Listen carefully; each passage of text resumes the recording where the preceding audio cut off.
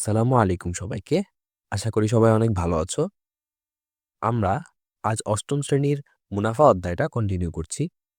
যারা আগের ক্লাসগুলো করনি, ভিডিও ডেসক্রিপশন বা পিন্ড কমেন্টে দেওয়া প্লেলিস্ট থেকে আগের সেগুলো অবশ্যই দেখে নাও।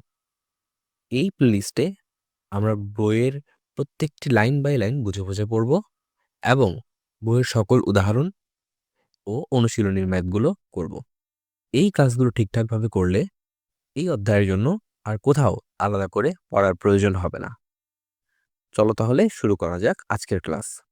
তো আমরা ১৯ নাম্বার ম্যাথটা একটু দেখি কি বলছে। একজন ফল ব্যবসায়ী যশোর থেকে ৩৬ টাকায় ১২টি দরে কিছু সংখ্যক এবং কুষ্টিয়া থেকে ৩৬ টাকায় ১৮টি দরে সমান সংখ্যক কলা খরিদ করলেন। আচ্ছা, তারপর কি বলছে?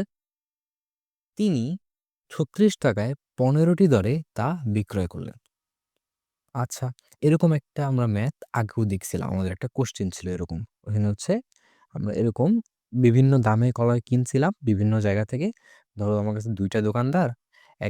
একজনের কাছ থেকে আমি কি করছি দেখো, ১২ টা কলা কিনছি কয় টাকায়? ৩৬ টাকায়। এই দোকানদারও আমারে ১২ টা কলা দিছে। আবার আমি যদি আরেকজন দোকানদার চিন্তা করি, এই দোকানদারও আমারে ১২ টা কলাই দিছে। কিন্তু একজন দোকানদার দিছে আমারে ৩৬ টাকায়, সরি ১২ টা না সরি। হ্যাঁ, একজন হচ্ছে আমাকে ৩৬ টাকায় ১২ টা দিছে। তাহলে ৩৬ টাকায় আমাকে কয়টা দিছে দোকানদার? ৩৬ টাকায় আমাকে ১২ টা কলা দিছে। আবার আরেকজন কি করছে? ৩৬ টাকায় আমার ১৮ টা কলা দিছে। তাইলে আরেকজন কি করলো আমাকে? টাকা ৩৬ ই নিছে, সেম টাকাই নিছে। কিন্তু কলা দিছে আমার ৬ টা বেশি। বিভিন্ন দামে কিনলাম না? কিন্তু বিভিন্ন দামে কিনার পর আমরা কি করলাম? ২ টারে যোগ বিয়োগ করে মানে ২ টা তো এখন কলা আমার কাছেই আছে। তো এই ২ টা কলারে যোগ বিয়োগ করে আমরা কি করলাম? আমরা একভাবে মানে এক দামে সবাইরে বিক্রি করলাম। কারণ দোকানে যখন আমি ২ জায়গা থেকে ২ টা জিনিস কিনে আনবো, আমি কি এই সেম ২ টা কলা আবার আলাদা, আলাদা দামে বিক্রি করতে পারবো? পারবো না। অবশ্যই ২ টাকে মিলায়া আমার একটা মানে গড় দামে জিনিসটাকে বিক্রি করা লাগবে। তো ওই লোকটা কি করলো দেখো, সে ৳৩৬ দামে বিক্রি করছে কিন্তু ১৫ টা। তাহলে এবার সে বিক্রি করলো ১৫ টা কলা ৳৩৬ দামে। ঠিক আছে? এইগুলো হচ্ছে আমাদের উদ্দীপক। এবার আমরা দেখব যে প্রশ্ন কি, কি করছে দেখো। প্রশ্ন যদি আমি ১ম ১ নাম্বার কোয়েশ্চেনে যাই তাহলে কি হবে?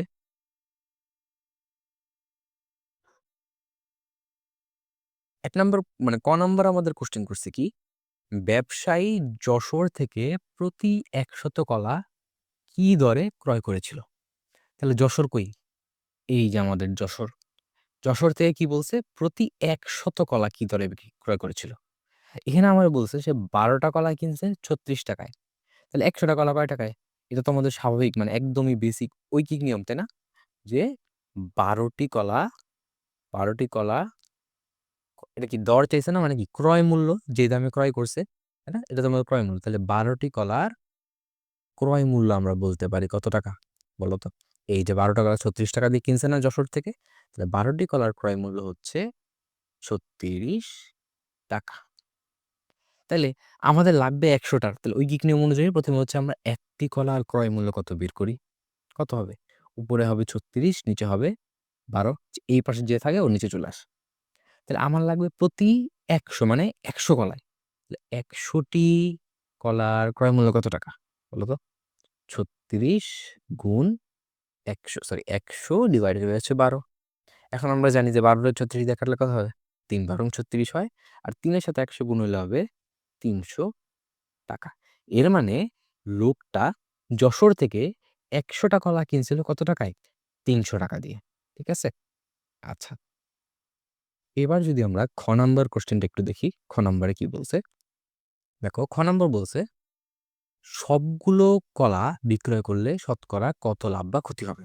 এখন এই যে এখানে বলছে না সবগুলো কলা, এখন শতকরা যখন লাভ বা ক্ষতি চাইছে, আমি একটা বেচলে আমার যেই পরিমাণ ধরো একটা কলা বেচলে আমার ৳১০ র কলা আমি ৳১০ দিয়ে ধরো কিনছি।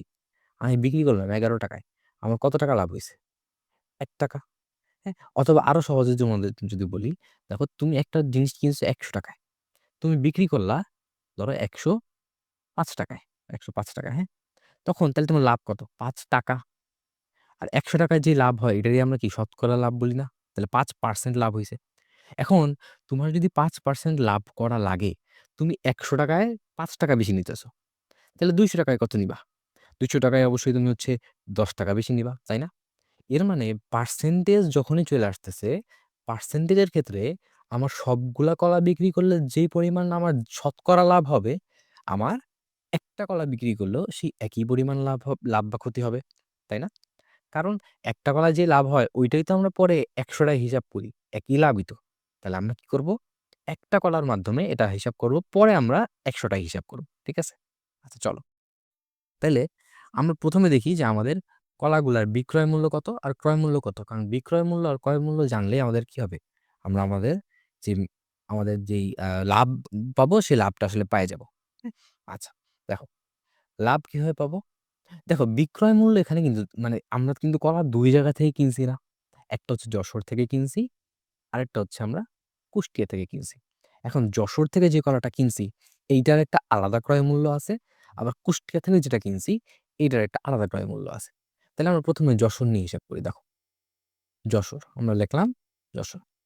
যশোর থেকে আমরা যে কলা কিনছি, এটার যদি ক্রয় মূল্য হিসাব করতে চাই, দেখো ক্রয় মূল্য কিভাবে করে হিসাব করব?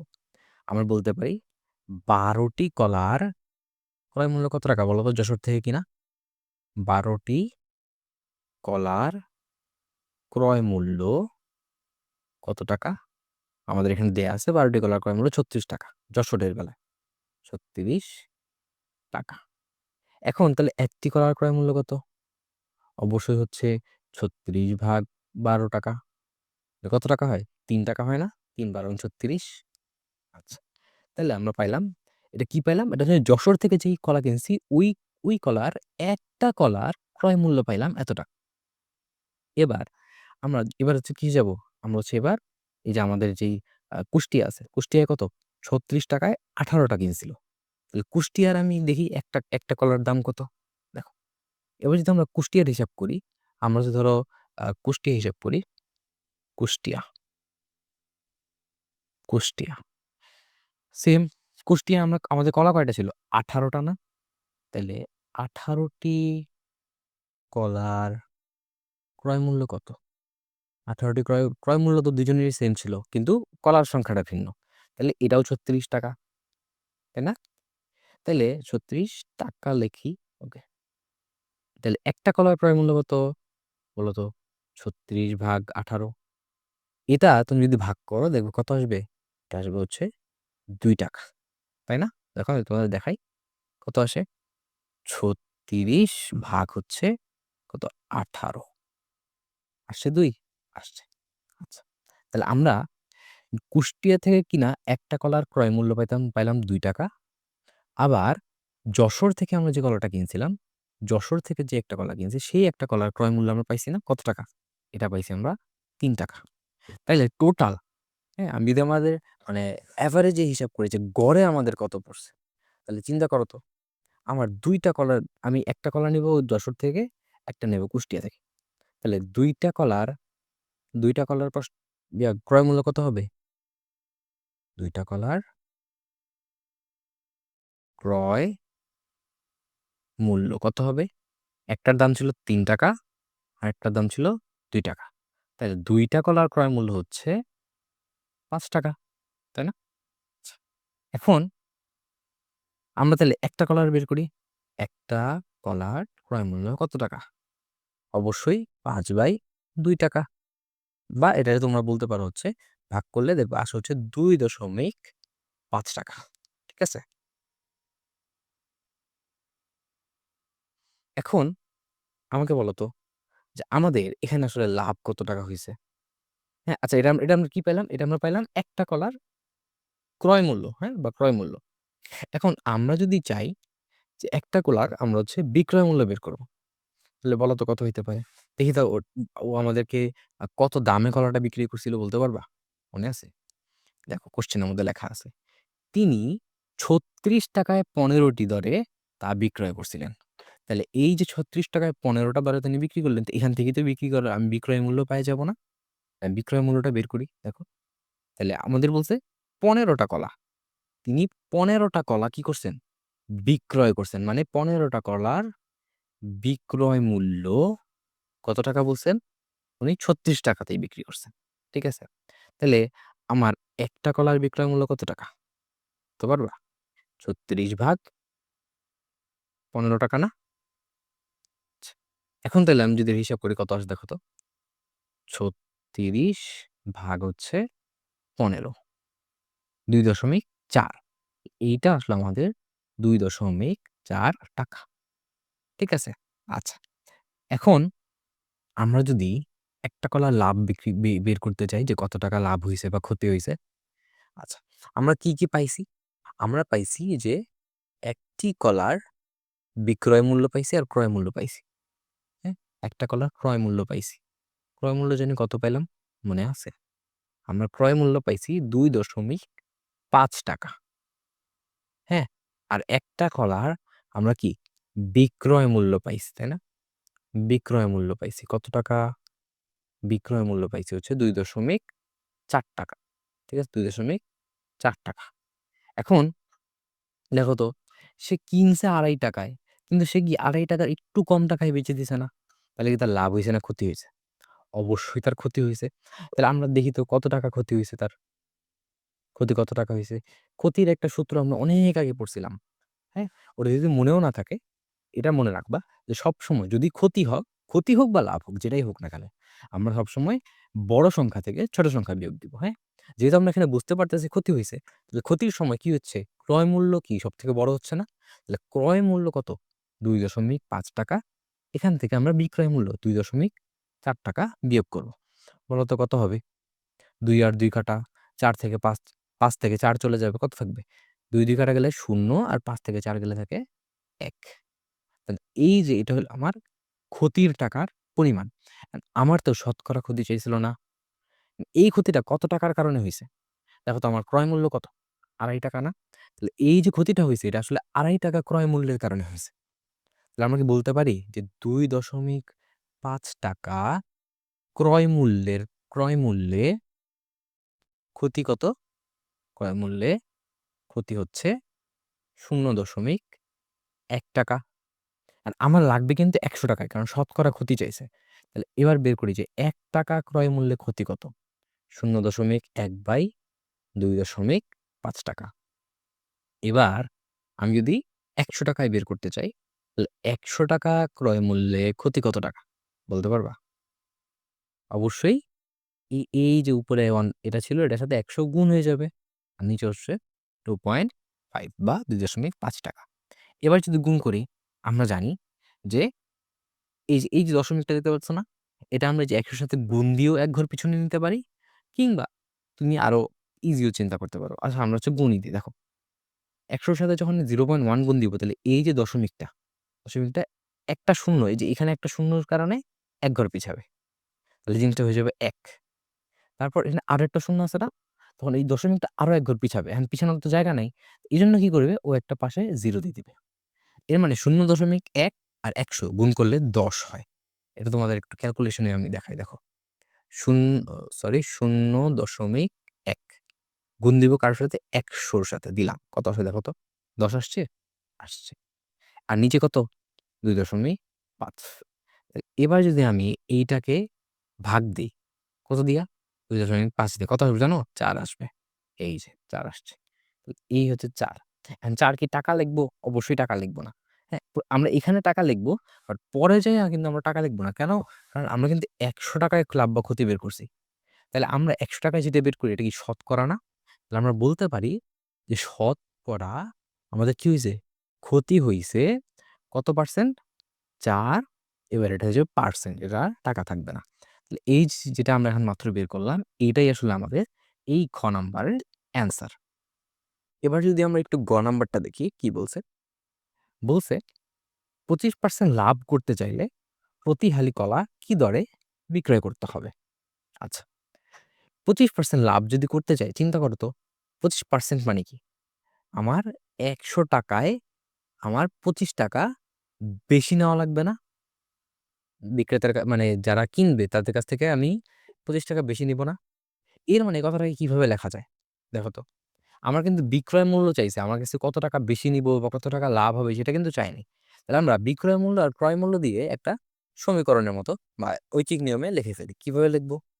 আমরা বলতে পারি যে ১০০ টাকা ক্রয় মূল্যে ১০০ টাকা ক্রয় মূল্যে ১০০ টাকা ক্রয় মূল্যে না, আসলে এটাকে মূল্য বলা উচিত। ১০০ টাকা ক্রয় মূল্য হলে ১০০ টাকা ক্রয় মূল্য হলে আমার বিক্রয় মূল্য কত টাকা হওয়া লাগবে বলো তো? 25% লাভ করতে হইলে বিক্রয় মূল্য কত টাকা বলো? মানে আমি একটা জিনিস কিনছি ১০০ টাকায়, আমার 25% লাভ করা লাগবে। মানে ১০০ টাকায় 25 টাকা লাভ করা লাগবে। তাহলে লাভ 25 টাকা আর আমার কিনা দাম ১০০ টাকা। টোটাল আমি যদি ১২৫ টাকায় বিক্রি করি তাইলেই তো আমার 25% লাভ হইতেছে না? তাহলে ১০০ টাকা ক্রয় মূল্যে আমার বিক্রয় মূল্য তখন কত হয়ে যাবে? বিক্রয় মূল্য হয়ে যাবে আমার ১০০ আমার বিক্রয় মূল্য হয়ে যাবে মিনিট ৳১২৫ টাকা। ঠিক আছে? আচ্ছা, এগুলো একটু মুছে দেই। এখন আমার ক্রয় মূল্য কি ৳১০০ ছিল? ছিল না। আমার ক্রয় মূল্য ছিল কত টাকা? আমার ক্রয় মূল্য ছিল হচ্ছে মাত্র ৳২.৫ তাহলে আমি ৳২.৫ টা আস্তে, আস্তে বের করি। তাহলে ৳১ ক্রয় মূল্য হলে বিক্রয় মূল্য কত টাকা? ১২৫ ভাগ ৳১০০ কারণ এই ১০০ নিচে চলে আসছে। এবার আমার লাগবে ৳২.৫ তাহলে ৳২.৫ ক্রয় মূল্য হলে বিক্রয় মূল্য কত টাকা? ১২৫ গুণ ২.৫ ভাগ হচ্ছে ৳১০০ তাহলে এটা একটু ক্যালকুলেশন আমরা করি। দেখো তো কত আসে? আমিও জানি না কত আসে। ১২৫ গুণ হচ্ছে ২.৫ ভাগ দিব ১০০ দিয়ে। কত আসছে? ৩.১২৫ টাকা। এর মানে ৩.১২৫ টাকা। তাই না? এটা কি পাইলাম আমরা? এটা পাইলাম যে ৳২.৫ ক্রয় মূল্যে যদি হয় আর এই কলার দাম যদি আমি ৳৩.১২৫ রাখি, তাইলে আমার কি হচ্ছে? 25% লাভ হচ্ছে। অ্যান্ড এটা কিন্তু একটা কলা, তাই না? আমাদের এটা কি একটা কলার ক্রয় মূল্য ছিল না? তাহলে এই লাভ হতো বা বিক্রয় মূল্য তো একটা কলার জন্যই পাইছি। কিন্তু আমার কি বলছে দেখো তো? প্রতি হালি কলা বলছে না? তাহলে আমাদের প্রতি হালি মানে কি? ৪ টা কলা। তাহলে একটা কলার বিক্রয় মূল্য হচ্ছে ৳৩২৫ হ্যাঁ? তাহলে একটা বা একটি কলার বিক্রয় মূল্য কত টাকা? ৳৩.১25 তাহলে ৪ টা কলার কত? এটা তো খুবই সিম্পল, তাই না? বিক্রয় মূল্য কত হবে? ৪ গুণ ৳৩.১25 কত আসে? দেখো তো? এই সেম আচ্ছা ভুলে কেটে দিছি। ৩.১25 গুণ হচ্ছে ৪ কত আসে? ৳১২.৫ এর মানে হচ্ছে যদি আমরা ৪ টা কলা বিক্রি করতে চাই এবং সেখানে যদি ২৫% আমার লাভ করতে চাই, তাহলে আমার ৪ মানে ১ হালি কলাকে এই ৳১২.৫ য় বিক্রি করতে হবে। তাইলে আমার কি হবে? ২৫% লাভ হবে। তাহলে এই যে ১২% আমাদের বের হইলো, এই ১২% টাই হচ্ছে আমাদের অ্যান্সার। আমরা এবার হচ্ছে ২০ নাম্বার ম্যাথটা একটু দেখি। ২০ নাম্বার ম্যাথে কি বলছে? বলছে কোনো আসল ৩ বছরে সরল মুনাফাসহ ৳২৮০০ এবং ৫ বছরে সরল মুনাফাসহ ৳৩,০০০ ওকে? মানে আসলটা দেয়া নাই। মুনাফা সহ আসল দেওয়া আছে। মানে মুনাফা আসল দেয়া আছে। ৩ বছরে একটা মুনাফা আসল দেয়া আছে, ৫ বছরে একটা মুনাফা আসল দেয়া আছে। দেখো ক নাম্বার কোয়েশ্চেনটা কি বলছে? ক নাম্বার কোয়েশ্চেনটা বলছে, প্রতীকগুলো বর্ণনা সহ মূলধন নির্ণয়ের সূত্র লেখো। এখন সূত্র আমরা একটাই মেইনলি শিখছি। কি সূত্র? আমরা জানি I = P আর N। তাহলে বলছে মূলধন নির্ণয় করা লাগবে। মূলধন মানে কি? P না? তাহলে P টারে আলাদা রাখা লাগবে। আগে আমরা শিখছিলাম যে P টাকে যদি আলাদা রাখতে চাই, তাহলে বাকিদেরকে কি করা লাগবে? এই যে এই পাশে নিচে নিয়ে আসা লাগবে না? তাহলে I এর নিচে চলে আসবে R আর N। তাহলে এইটা হচ্ছে আমাদের মূলধন নির্ণয়ের সূত্র। ঠিক আছে? এখন আরো কিছু বলছে দেখো, প্রতীকগুলো বর্ণনা সহ বলছে না? তাহলে প্রতীকগুলো বর্ণনা সহ মানে কি? প্রতীকগুলো বর্ণনা সহ মানে হচ্ছে এই এই যে P দ্বারা কি বুঝায়, I দ্বারা কি বুঝায়, R দ্বারা কি বুঝায় এটা লেখা লাগবে। তাহলে আমরা একটা, একটা করে লিখি। আমরা এভাবেই লিখবো, হ্যাঁ? বা নিচে লিখে দিব যে P কি? P হচ্ছে আমাদের মূলধন বা আসল, তাই না? আচ্ছা। এরপর I আই সমান সমান কি বলতো? এই যে আমাদের যে আই, আই সমান সমান কি? আই সমান সমান হচ্ছে মুনাফা, তাই না? আই সমান সমান হচ্ছে মুনাফা। এবার যদি আমরা হচ্ছে আর নিয়ে চিন্তা করি, আর জিনিসটা কি? আর হচ্ছে মুনাফার হার, তাই না? মুনাফার হার। আর এন কি? বলতো এন কি? সরি।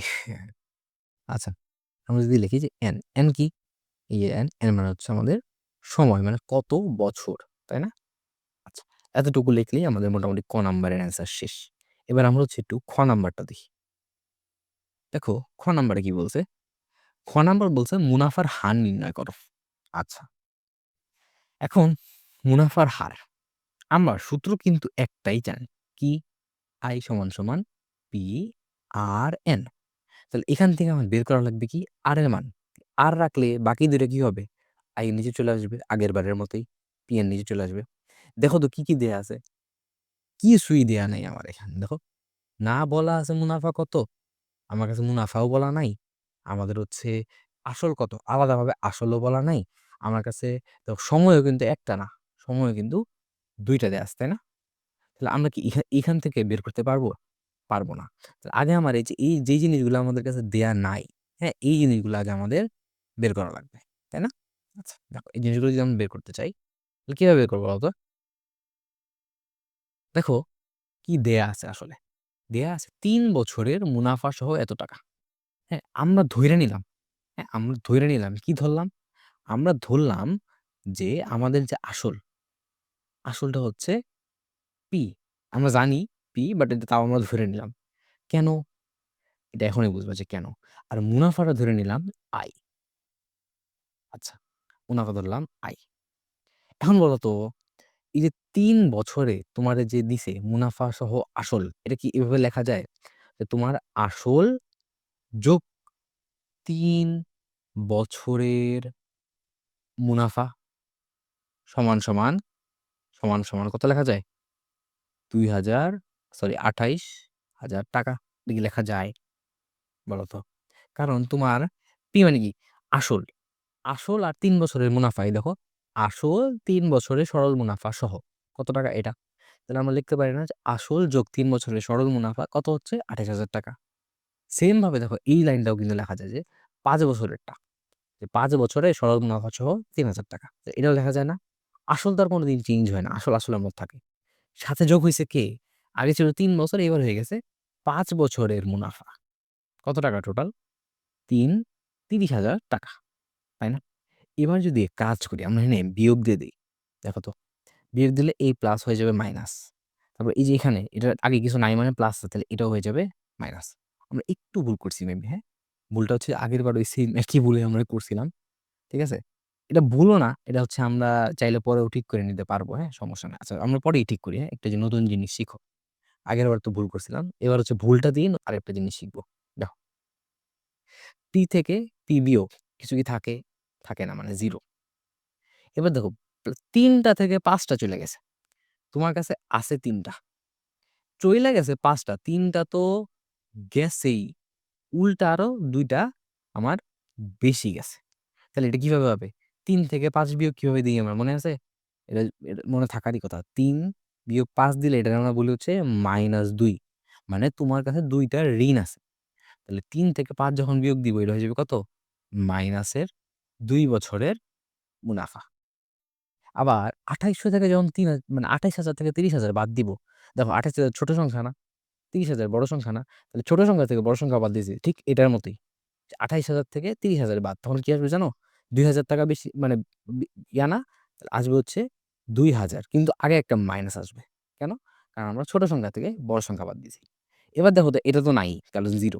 এবার দেখো এইটার আগেও একটা মাইনাস, এটার আগেও একটা মাইনাস। তাহলে ২ পাশ থেকে আমরা চাইলে মাইনাসটা সরাই দিতে পারো বীজগণিতের নিয়ম অনুযায়ী। এবার দেখো তো, এটা কি পেলাম? ২ বছরের মুনাফা না? তাহলে ১ বছরের মুনাফা কত বলো তো? ১ বছরের মুনাফা কত? ১ বছরের মুনাফা হচ্ছে ২,০০০ ভাগ ২। কত আসতেছে আমাদের? আসতেছে হচ্ছে ৳১,০০০। এটা কি পাইলাম আমরা? ১ বছরের মুনাফা পাইলাম। এখন, এখন আমরা ১ বছরের মুনাফা পাইছি। এখন তাহলে কি আমরা আসলটা কি বাইর করতে পারবো দেখো তো? পাইছি ১ বছরের। তো আমি যদি ১ বছরের সাথে ৩ বছরের এখানে যদি আমি ৩ বছরের মুনাফাটা বসায় দিতে পারি, পরে যদি এইটারে আমি এই ডান পাশে নিয়ে যাই তাহলে শুধু আসলটা কি পেয়ে যাব না? তো এই কাজটাই করি। এখন আমি তাহলে ৩ বছরের মুনাফাটা বের করে ফেলাই দেখো তো। ৩ বছরের মুনাফাটা কত হবে? ৩ বছরের আমাদের মুনাফা। ৩ বছরের আমাদের হচ্ছে ৩ বছরের মুনাফা কত আসতেছে? ৩ বছরের মুনাফা আসতেছে হচ্ছে ৳১,০০০ ১ বছরে, তাহলে ৩ বছরে হচ্ছে ৳৩,০০০ আসতেছে না? তাই না? তাহলে আমরা এই যে এইখানে দেখে আসছি, কি দেখে আসছি যে P প্লাস ৩ বছরের মুনাফা হয় ৳২৮,০০০। তাহলে আমি আবার না লেখলাম, আমি হচ্ছে এখানে একটু ঠিক করে ফেলি, হ্যাঁ? দেখো, এই ৩ বছরের মুনাফার জায়গায় আমি কি করলাম? এই যে ৩ বছরের মুনাফার যে মানটা আমরা পাইছি, যেই মানটা আমরা এখানে পাইলাম এইটা সরাসরি বসাই দিব। প্লাস ৩,০০০ = এত। এবার এখান থেকে যদি আমি P টাকে বের করতে চাই, দেখো আমি এখানে বের করি, হ্যাঁ? আমি হচ্ছে যদি P টাকে বের করতে চাই, তাহলে কি করা লাগবে? এই ৩,০০০ এর এই পাশে পাঠানো লাগবে। মানে হয়ে যাবে কত? হয়ে যাবে হচ্ছে ২৮,০০০ মাইনাস ৩,০০০, তাই না? তাহলে ৩ কত হয়? এরা হয় হচ্ছে ২৫,০০০। আমরা তাইলে আমরা কি পেয়ে গেলাম? আমরা আমাদের আসলও পেয়ে গেলাম, মুনাফাও পেয়ে গেলাম। তাহলে P পেয়ে গেলাম, I পেয়ে গেলাম। হ্যাঁ? এখন I কিন্তু অনেকগুলা দেখো। একটা ৩ বছরের, একটা ২ বছরের। আমরা যেকোনো একটা ধরে নিয়ে কাজ করতে পারি। কোন সমস্যা নেই। হ্যাঁ? আচ্ছা। আমরা ১ বছর ধরে নিয়ে করি, হ্যাঁ? আমরা ১ বছর ধরে নিয়ে করি। দেখো, ধরলাম ১ বছরেরটা। তাইলে এবার ১ বছর ধরছি মানে কি? এটা কি N এর মান ১ বছর পাই গেলাম না? I এর মান পাই গেলাম না? P এর মান পাই গেলাম না? এই যে আমরা যে এখানে সূত্র বসাইতে চাইছিলাম মুনাফার হারের জন্য, এবার কি আমরা সূত্রটা বসাইতে পারবো? বলো তো? R এর মান I। I কি ১ বছরের জন্য কত? ১,০০০ না? তাহলে I এর মান হচ্ছে ১,০০০। P এর মান, P তো সবসময় সেম। কত? ৳২৫,০০০ বের হইছিল না? তাহলে ২৫,০০০ গুণ N এর মান কয় বছরের জন্য মুনাফা বসাইছি? ১ বছর না? তাহলে ১ বছর। তাহলে শূন্য কাটাকাটি শুরু করে দেই। ৩ টা শূন্য কাটা, ৩ টা শূন্য কাটা। কত আসতেছে? ১/২৫। কিন্তু কাহিনী কি শেষ? না তো। আমাদের তো শতকরা করা লাগবে। শতকরা কিভাবে করি? আমরা এইখানে উপরে একটা ১০০ গুণ দেই, নিচে একটা ১০০ গুণ দেই। নিচের ১০০ টা কি হয়? নিচের ১০০ টা হচ্ছে পার্সেন্টেজ আকারে এখানে এই পার্সেন্টেজ হিসেবে চলে আসে। আর উপরের ১০০ টা গুণ হয়ে যায়। তাহলে কি হয়ে যাবে? ১ এর সাথে ১০০ গুণ হলে ১০০, নিচে হচ্ছে ২৫। কত হয়? ৪% হয় মুনাফার হার। এর মানে আমার এই যে মুনাফা হচ্ছে এটা আসলে ৪% হারে আমার মুনাফাটা হচ্ছে। তাহলে আমরা ক্ষয়ের অ্যান্সার কত পাইলাম? ক্ষয়ের অ্যান্সার পেয়ে গেলাম হচ্ছে আমরা ৪%। ঠিক আছে? গ নাম্বার প্রশ্নটা দেখো কি বলছে? বলছে একই হারে ব্যাংকে কত টাকা জমা রাখলে ৫ বছরের মুনাফা আসল এত টাকা। দেখো একই হার মানে খ নাম্বারে যে হারটা পাই আসছে। কত পাইছিলাম? হার পাইছিলাম হচ্ছে ৪%, তাই না? হার পাইছিলাম আমরা ৪%। কত টাকা? মানে কি? আসল চাইছে না? মূলধন। আসলটা আমাদের বের করা লাগবে। ৫ বছরে আমার সময় দেয়া আছে ৫ বছর। এখন আমরা যে সূত্র জানি, সূত্র কি জানি? I = P/R/N। তাহলে P যদি বের করতে হয় তাহলে আমাদের I জানা লাগবে, R জানা লাগবে, N জানা লাগবে। এখন R আর N তো আছেই, নাই কি? আর I নাই। এখন I টা আমরা তো সরাসরি পাবো না। দেখো, আমাদের আছে কি? মুনাফা আসল এত টাকা। তাহলে মুনাফা আসল আমরা কি দ্বারা প্রকাশ করি? A দ্বারা। A সমান কি? মুনাফা আসল মানে কি? মুনাফা আসল মানে হচ্ছে মুনাফা যোগ আসল, তাই না? এখন আমার কাছে কিন্তু এই যে A এর মান দেওয়া আছে, হ্যাঁ? I এর মান নাই। তাহলে একটা কাজ করতে পারি। আমরা এমন কিছু করব যাতে I এর মানটা আসলে সইরা যায়। কি করা যায়? দেখো তো, আমি একটা কাজ করতে পারি না যে এই I টারে I এর মতো ডান পাশে রাখলাম। কিন্তু P টারে সরাই এই পাশে নিয়ে আসলাম। তাহলে কি হবে? A তো ছিলই। আর A এর P যখন চলে আসবে তাহলে P এর আগের প্লাস শেষ হয়ে এটা হয়ে যাবে মাইনাস। তাহলে I = চলে আসবে A মাইনাস P। এতে আমার লাভ কি হবে? A এর মানটা না আমার দেয়া আছে। এই যে মুনাফা আসলের মান দেয়া আছে কত? ৪৮,০০০ মাইনাস P, তাই না? যখনই আমরা কোয়েশ্চেনের মধ্যে বা সূত্রের মধ্যে যে I পাবো, I এর জায়গায় এই মানটা বসাই দিব। বসাই দিলে আমার আসলে I চলে যাবে, শুধুমাত্র P থাকবে। তাই না? তখন আমাদের জন্য একটা মান কমে যাবে। তাইলে বসাই দেখো I এর মান। ১ম এই I। তাহলে ১ম হচ্ছে ৪৮,০০০ মাইনাস P সমান P/R/N। তাহলে R এর মান কত? R এর মান হচ্ছে ৪%। পার্সেন্ট মানে কি? ৪/১০০। গুণ n, n মানে কি? n মানে হচ্ছে 5 বছর। তাহলে আমরা সিম্পলি এটা দিয়ে কাটতেও পারি আসলে। ৫ ২০ ১০০, তাই না? আবার এটা দিয়ে হচ্ছে কাটা যায় কি? ২ দিয়ে কাটা যায়। তাহলে এটা হলো ২, ২ না, সরি ৪ ৫ ২০ হয়তো। তাহলে আমরা হচ্ছে ৪, নিচে হচ্ছে সরাসরি ৫ দিয়ে কাটতে পারি। তাহলে আমার এই পাশে আসলে হচ্ছে p/৫, এই পাশে আমাদের যেমন আছে এমনই আছে, তাই না? আচ্ছা, এখন আমরা যদি একটু কি করব? আমরা হচ্ছে এবার একটু p এর মান বের করার ট্রাই করব। দেখো, p এর মান বের করার জন্য আমরা একটা কাজ করতে পারি। এই ৪৮,০০০ যে আছে এটা এখানেই থাক। আর এই p টারে আমরা হচ্ছে কি করব? এই যে এই পাশে নিয়ে যাই। তাহলে এটা মাইনাস ছিল, এই পাশে প্লাস হয়ে যাবে না? তাহলে p/৫ তো ছিলই, যোগ হচ্ছে আরো একটা p। তাহলে এবার কি এটা লসাগু করা যায়? নিচে হচ্ছে ৫, নিচে ৫, উপরে দেখো ৫ ৫ কাটা, থাকে ১। এই ১ যায় উপরের সাথে গুণ, তাহলে ১ ৫ p আর ১ গুণ করলে p। এবার এটার নিচে কিছুই নাই, মানে ১ আছে। তাহলে ৫ ও কিন্তু ৫, তাহলে ৫ থাকবে। এই ৫ দিয়ে এটার সাথে গুণ হবে। আর এই চিহ্নর চিহ্ন আর ৫ আর p গুণ করলে হচ্ছে ৫p। হইতেছে কিনা? আচ্ছা। এবার দেখো তো, p আর এটা কত? ৫ টা p। তাহলে টোটাল উপরে কয়টা হচ্ছে? ৬ টা p, নিচে হচ্ছে ৫, আর এই পাশে কত আসতেছে? এই পাশে আসতেছে হচ্ছে আমাদের ৪৮,০০০। আচ্ছা। এখন আমরা কি করব? আড়াআড়ি গুণ করব। তাও এটার নিচে কিছু নাই মানে কি? একটা ১ আছে। তাহলে এবার এই ১ যে এটার সাথে গুণ হবে, তাহলে হবে কত? ৬p সমান এবার এটার সাথে এটা। তাহলে ৫ গুণ ৪৮,০০০। এবার যদি আমরা p এর মান বের করতে যাই, p, তাহলে ৬ কি? এপাশে ভাগাকারে চলে আসবে না? তাহলে ৫ গুণ ৪৮,০০০ ভাগ ৬। তাহলে এইটাকে যদি আমরা হিসাব নিকাশ করি ক্যালকুলেটরে, দেখো তো কি আসে?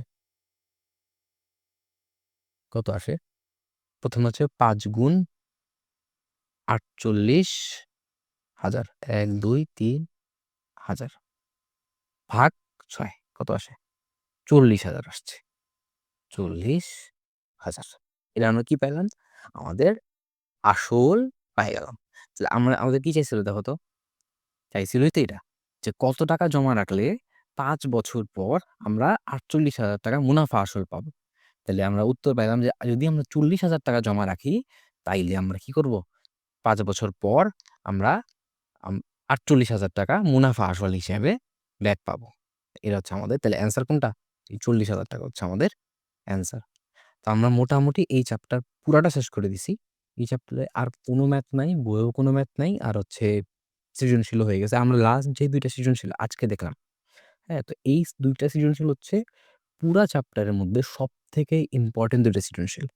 তোমরা হচ্ছে যেখানেই যাও না কেন, বা বোর্ড পরীক্ষা দাও কিংবা বৃত্তি পরীক্ষা দাও, যে পরীক্ষাই দিবা, সেই পরীক্ষার মধ্যে দেখবা যে এই ২ টা সৃজনশীল থেকে একটা হয়তোবা চলে আসছে। কারণ এই ২ টা খুবই ইম্পোর্টেন্ট সৃজনশীল। তো এই ২ টা সৃজনশীল যদি তোমরা বুঝতে পারো, তাহলে আশা করি 2.1 পর্যন্ত আর কোনো সমস্যা থাকবে না।